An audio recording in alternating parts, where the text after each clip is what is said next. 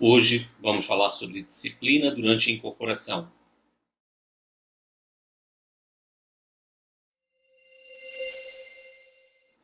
Olá pessoal, eu me chamo Felipe Brasil, sou dirigente espiritual do Templo Espiritualista Luanda, casa de Umbanda localizada em Maricá, no Rio de Janeiro.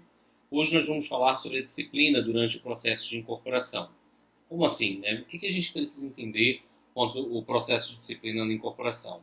É muito comum vermos dentro desse processo, que é o processo de educação mediúnica, no qual os médiuns estão se desenvolvendo, uma dificuldade muitas vezes em estabelecer a conexão entre o médium e o guia. Esse ajustamento energético se dá de que maneira?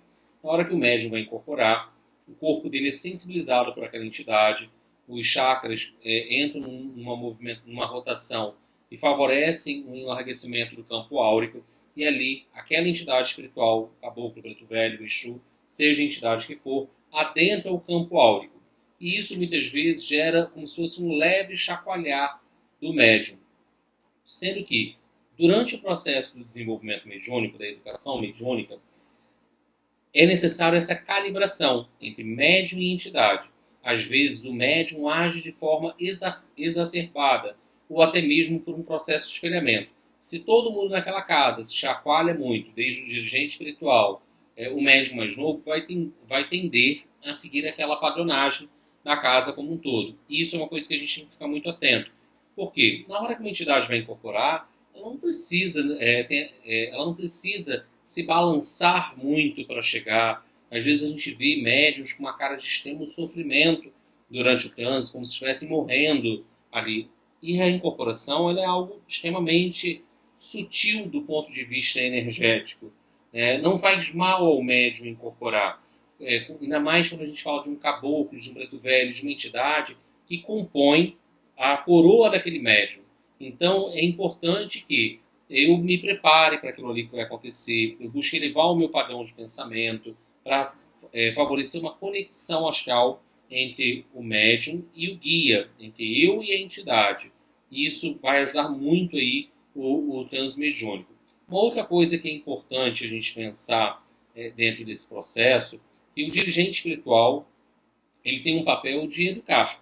Ele foi eleito ali por aquele médium, pela coroa espiritual daquele médium, e ele tem a função de chegar ali e dar um toque. Olha, meu filho, menos. Conversar com o médium, ou ele durante o transe mediúnico, quando estiver incorporado, falar com a entidade daquele médium, meu pai, não precisa ser dessa forma, não precisa sacrificar o aparelho, peço que contenha um pouco a incorporação, bata menos no peito do médium, não se jogue no chão dessa forma. A entidade ela é um ser evoluído. Para que ela vai querer danificar, abre aspas, o aparelho mediúnico? Seria incongruente isso com uma entidade de escola. Então é um ponto que a gente precisa sempre refletir. Na sequência, quando a gente fala dessa disciplina durante a incorporação, depois que a gente aprende a incorporar, a gente tem que aprender a firmar a nossa cabeça. Não é todo momento que eu incorporo, não é porque eu sinto a presença da entidade que eu incorporo, não é porque canta-se o ponto da entidade que me acompanha no terreiro, ou no terreiro que eu esteja visitando, que eu tenho que incorporar. Eu sei que ele está ali ao meu lado e às vezes o médium incorpora de forma automática e a entidade não está nem incorporando, ele acha que ele está incorporando. E isso é um grande risco anímico dentro do processo. Tem casas que dentro do processo de educação mediúnica, nas giras de desenvolvimento, colocam o médium durante meses para ele não incorporar. Como assim? Para ele aprender primeiro a saber o momento certo de incorporar.